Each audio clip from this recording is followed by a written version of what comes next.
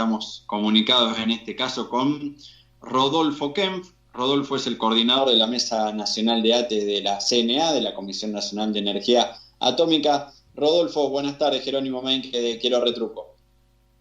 Hola, ¿qué tal? ¿Cómo andan? ¿Cómo andas? ¿Bien?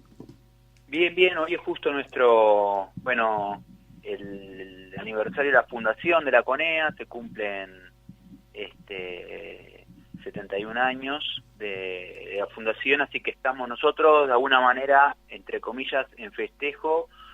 Quiero decir que estamos justamente desde ATE en una actividad de agitación en las redes, digamos, todos los ángulos que podamos, en el reclamo frente a nuestra degradación salarial justamente, pero principalmente frente a que mantenemos autoridades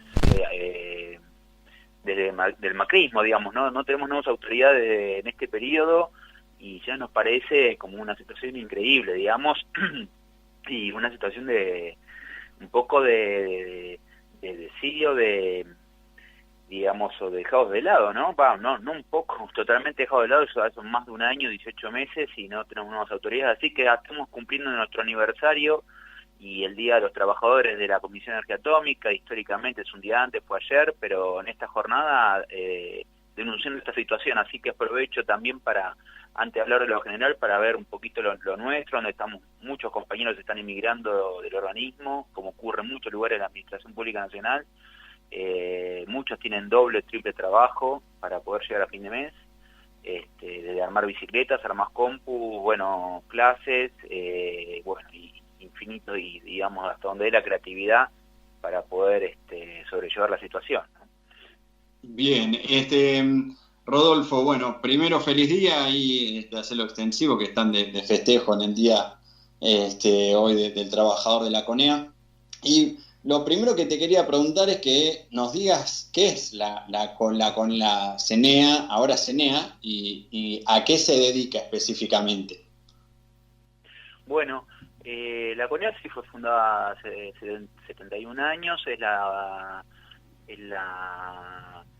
organización, digamos, el organismo público, madre, digamos, de toda el área nuclear, desde la investigación básica, la investigación en plantas pilotos, digamos, desarrollo tecnológico y también de despliegue industrial, tanto en el área metalmecánica, de lo que es el combustible nuclear, que son una parte de materiales cerámicos, que es el combustible de un reactor nuclear es sólido, es un material cerámico, y luego tiene vainas, digamos, de aleaciones especiales, que Argentina logró no solo tener capacidad autónoma en el ciclo de combustible, y luego eso llevó al reactor nuclear, sino hasta tener capacidad de exportarlos, que es un área muy sensible, ¿no? En la cual fue la promotora, digamos, de muchos desarrollos tecnológicos en el tema de detalle, digamos, de tecnología que hace el área nuclear, tanto en el abastecimiento del combustible, en su seguridad, en su cálculo neutrónico, en su cálculo de eficiencia del sistema, en el área de materiales, en el área de biología, en la biocorrosión. Es un sinnúmero de áreas y de eso viene desplegando en las tres áreas, ¿no? En el desarrollo de conocimientos básicos, en el desarrollo en plantas piloto, digamos, y el desarrollo en tecnología o ensayos de comportamiento, a veces recreando situaciones de comportamiento bajo corrosión, daño por radiación, y luego interviniendo en la industria, ¿no? Porque ya hay un entramado industrial del área nuclear.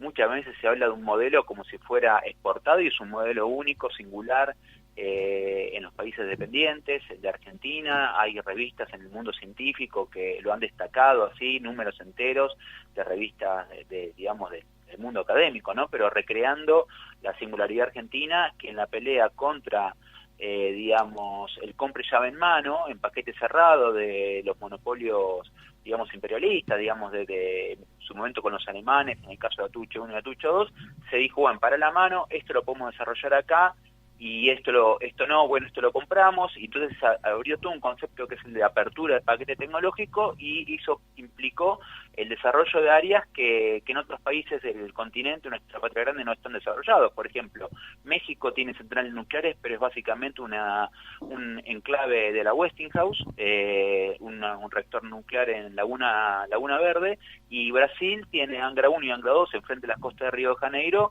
que si bien ha tenido un desarrollo también de alguna manera similar, pero no del grado y despliegue que tiene Argentina, que también nos permitió como país ser parte del G20, ¿no? En su momento, por conocer todo el ciclo de combustible, también el enriquecimiento de uranio que se hace, te digo, a ver, en Pilcanilleu, en Estepa Patagónica, cerca del Centro Atómico Bariloche. En el Centro Atómico Bariloche está nuestro principal centro de formación de cuadros, pero ahora que es el Instituto Balseiro. Eso luego se recreó en Buenos Aires con el Instituto Sábato en el área de materiales, el Instituto Dan Benison en el área de aplicaciones nucleares, básicamente dedicadas a la producción de radioisótopos.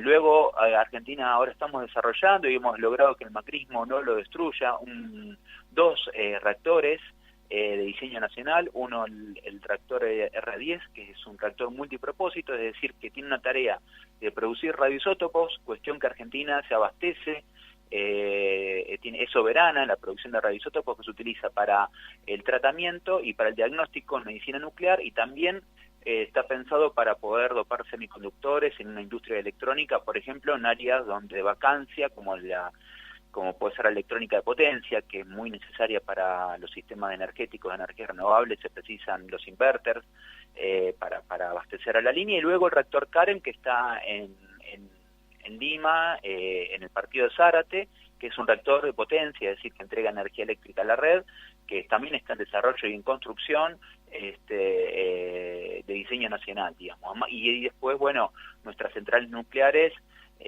lo fundamental es Atucha 1 y Atucha 2 en el partido de Zárate, que son centrales únicas en el mundo. Fue el caso que te digo de una compra a los alemanes de la Siemens, luego Siemens quiebra, o no quiebra, sino que deja el área nuclear, y que los dos desarrollos lo terminan, de Atucha 2 se termina en Argentina, y la Atucha 1 se termina operando una central nuclear de ese tipo, que si nos ponemos un poquito es una tecnología específica, y luego la central nuclear que está en Embalse, Río Tercero, que es una central de tipo de tecnología canadiense, en la cual esa decisión en la década del 70, digamos, nuestros cuadros en la década del 70 en un gran debate del conjunto del área nuclear, y gran parte también hasta llevó, y del área científica, digamos, la Acción de Física Argentina, etcétera, llevó a la decisión de tomar la opción del tipo de tecnología de las centrales nucleares que tiene uranio natural como combustible y un moderador refrigerante que es agua pesada.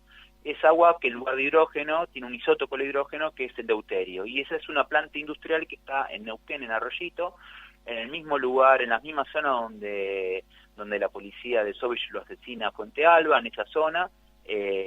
Bueno, está la planta industrial de agua pesada, que es un emblema soberano y además de combatividad, digamos, en el que ya es un pueblo combativo como el de Neuquén. Ese es un enclave que también se evitó que se cierre en su momento contra el menemismo con cortes de ruta en ese lugar, que luego pasó a ser un corte de ruta emblemático, por eso han ido ahí los docentes.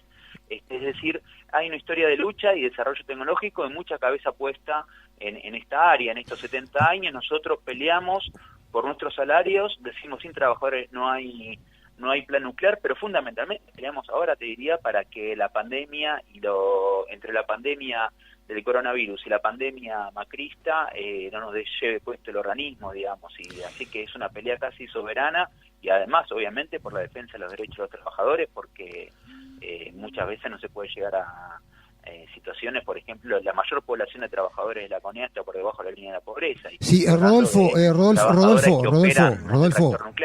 sí, ¿qué tal, Rodolfo? Oscar Sí. Muñoz te habla desde Buenos Aires. Seguía con mucha atención tu relato, y justamente hiciste mención a que es un área de sensibilidad extrema porque confluyen muchos intereses. De alguna manera vos me dijiste que soportaron la avanzada del macrismo. ¿Cuál ha sido la relación con los gobiernos de turno? Si puedes hacerme un balance más o menos esquemático. Bueno, digamos, hubo en la época reciente, te diría que la oleada neoliberal de la década del 90 desmembró a la CONEA.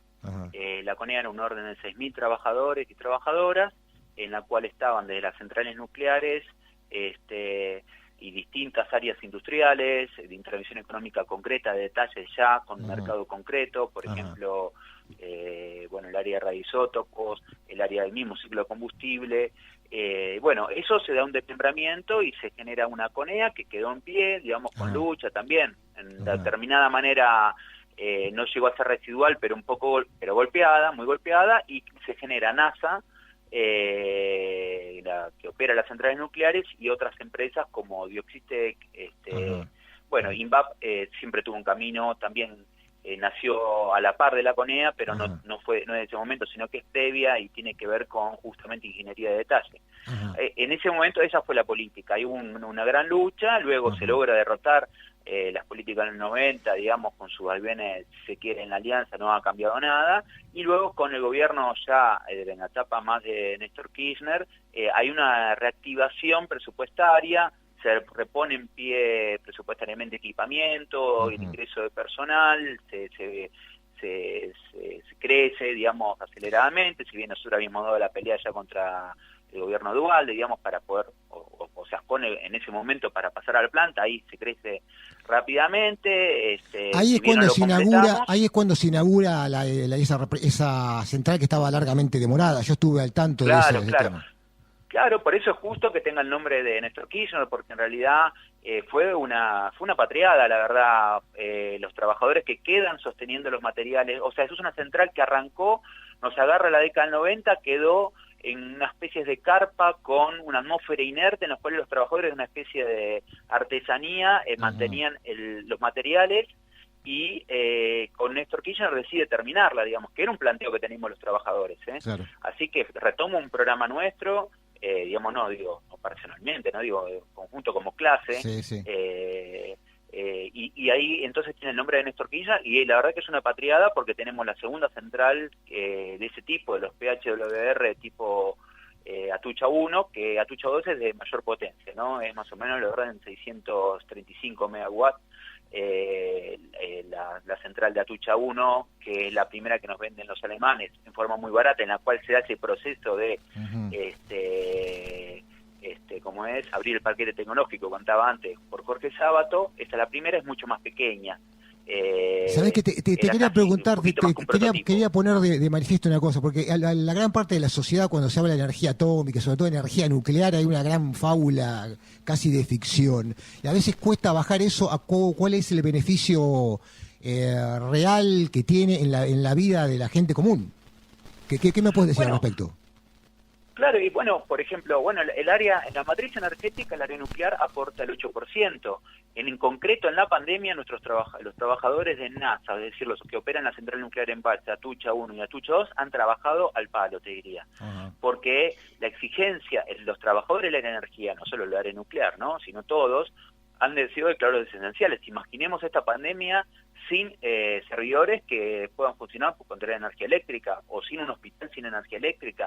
Está bien, es verdad, la industria ha decaído, pero el área domiciliaria, el área de servicios se ha incrementado. Entonces está declarado esencialmente, y han trabajado, la verdad, que a destajo en este momento. Y si bien el aporte nosotros queremos que sea mayor al 8%, lo que ha sido el 8% ha sido efectivamente, lo ha aportado. Esa es un área. La otra gran área es todo el área de medicina nuclear, tanto para el tratamiento como para el diagnóstico, digamos, fundamentalmente, ¿no? En estos momentos, en los cuales en la etapa de la pandemia se frenaron la migración la logística de materiales, hubiéramos quedado para ese tipo de tratamientos, en los cuales mucha parte de la población también lo utilizó al mismo, digamos, o para hacer diagnóstico, para hacer tratamiento. Argentina se autoabastece. Entonces ha sido un área que ha trabajado en forma esencial, ya no solamente para hacer un tema de lo esencial, sino para verlo con la pandemia. Son áreas donde somos soberanos, digamos. Claro. Nosotros queremos aportar más de energía nuclear porque implica a igual volumen que un hidrocarburo, entrega 1 millón de veces de energía más. Entonces es una energía muy concentrada, por lo tanto implica menor impacto en el punto de vista del movimiento de suelo para sacar un mineral, y menor impacto y cero impacto en su emisión en su emisión no emite ningún gas de efecto invernadero, y lo que se conoce como combustibles gastados o los residuos son de un volumen muy pequeño, muy pequeño. O sea, son del orden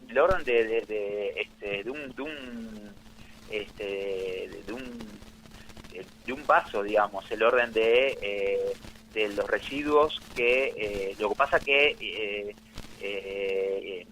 digamos, porque el combustible es un combustible muy concentrado, por lo tanto se le exige mayor cantidad, se saca mayor cantidad de energía, mayor cantidad de calor a igualdad de volumen. Por lo tanto, lo que implica eso es una gran externalidad, es decir, una gran aporte de ciencia y tecnología y de laboratorio, digamos, de empresas pequeñas de metalmecánica y de ingeniería de detalle, que está alrededor del área nuclear. Rodolfo, te hago una consulta. Cuando vos nos contás ¿eh? de este sector estratégico y de los trabajadores, trabajadores y trabajadoras que están en el sector, nos decías al principio de la nota un poco de una suerte de que los trabajadores profesionales se están yendo. ¿Esto lo están notando que es a cuentagotas o hay mucha gente que está? Porque esto requiere, ¿no?, una capacitación, trabajadores específicos, ¿no?, de una calificación, una cierta calificación para trabajar en esto. ¿Y qué están notando? Que tienen que hacer un doble trabajo, que se están yendo del sector público para el sector privado, que se están yendo al exterior. Sí, totalmente. Por eso yo arranco la nota, porque eso no lo puedo dejar de nombrar, porque es algo que queremos evitar y estamos notando que crece en forma acelerada, digamos, la migración. Es decir, con la pandemia, digamos, veníamos de la situación con el macrismo de sueldos degradados. Imaginemos que son egresados del Instituto Balseiro, muchos del Instituto Sábato, muchos del Instituto Dan Benison, que digamos, no sé, por ejemplo, Toyota, se nos ha ido un compañero a laburar, o varios a laburar a Toyota, y Toyota, donde estaba, pasó a pagar la mitad del salario, y el que al de Conea lo pasó a cuadruplicar el sueldo que tenía en mano. Eso ya hay una situación insostenible. Con los compañeros, nosotros con la situación en política, si querés, nos mantenemos, y además porque nos mantenemos en lucha. Entonces, bueno, tiene otros rebusques, pero entonces es entre armar computadoras, armar bicicletas, hacer laburo propio, no, ya es una situación digamos, difícil de sostener, digamos, y son centenares los que se han ido, eso te digo, son los tenemos cuantificados, y son entre jubilaciones y compañeros que han decidido o pidieron licencia y dijeron, bueno, miren, hasta acá llego, todo bien, pero me voy a tal lado porque me ofrecen un lugar y me pagan el doble. Son centenares, digamos, son del orden de los 500, claro. 800. Contanos un poco, bueno, qué acciones se están llevando adelante desde la comisión para contener a estos trabajadores respecto a la lucha salarial con el gobierno. Bueno, es que por eso exigimos que nombren autoridades, porque las autoridades que tenemos están renunciadas. Hay un expediente que está en Casa Rosada o en el Ministerio de Economía, porque nosotros somos un organismo descentralizado que depende del Ministerio de Economía, porque la Secretaría de Energía está ahí, estamos en la Secretaría de Energía. Ya es un expediente de nuevo nombramiento de una presidenta que podría ser Adriana Serkis, y vicepresidente que podría ser Sergio Solmeschi. Nosotros en definitiva, en principio con Adriana Serkis, y en general estamos muy de acuerdo en que ese sea el nombramiento, pero hay un parate que no tiene en cuenta, que no se repone, por usar un término que a mí no me gusta, pero para que se entienda, no se repone el recurso humano simétricamente en el tiempo. No es que alguien que toma la decisión en un par de semanas de irse, en un par de semanas se recapacita, porque son áreas muy específicas. O sea, por ejemplo, mira, hay áreas que trabajan con hexafluoruro de uranio, digamos, áreas que tienen ese conocimiento. Eso es un conocimiento que los sellos, lo que conocemos como sellos O-rings o sellos para mantener hermeticidad, no pueden ser de hidrocarburos, son de teflón. Y hay un área con él que sabe trabajar con ese gas y sabe trabajar con teflón, es decir, producir teflón y aceites fluorados. Bueno, obviamente es una capacidad que cuando se aprende eso, después se puede intervenir en otras áreas, se puede intervenir en petroquímica, se puede intervenir en cualquier área, te da una expertise que puedes intervenir en cualquier área industrial y de tecnología. Si nosotros lo perdemos, eso no se repone, no es un cursito que se da de nuevo, son años de acumulación y de información escrita y mucha información también acumulada en grupos de trabajo, de detalles. Y entonces eso, digamos, estamos ahora en una situación insólita frente a la pandemia, diciendo, bueno, primero que nombren autoridades, y a las autoridades nosotros ya venimos haciendo reclamos y tenemos reuniones en gestión pública con las cuales venimos llevando bien la situación, digamos que nos están escuchando, pero no se ha dado el vuelco del 35% que se otorgó a la Administración Pública Nacional, en el cual nosotros también estamos englobados, pero por ejemplo hoy cerró el convenio del área de salud, en el cual se incorpora un 8% más, y así el área de ciencia y tecnología, en el cual nosotros estamos incluidos, también está escrito en la paritaria que se tiene que empezar a rediscutir específicamente, sectorialmente, cuánto va a ser por encima del 35. Nosotros queremos tener autoridades para discutir bien esa situación y no discutirla solo con gestión pública, y además para acelerar la situación, porque es una situación que estamos lo que yo entiendo es que desde que se inició, desde que asumió el gobierno nacional, no fue designada la autoridad en el CNA. Claro, no han sido nombradas autoridades en CONEA. Entonces, hay autoridades que básicamente han renunciado, te diría, ¿no? Creo que la renuncia la tienen presentada. Entonces es un organismo como que está un poco a la deriva, digamos.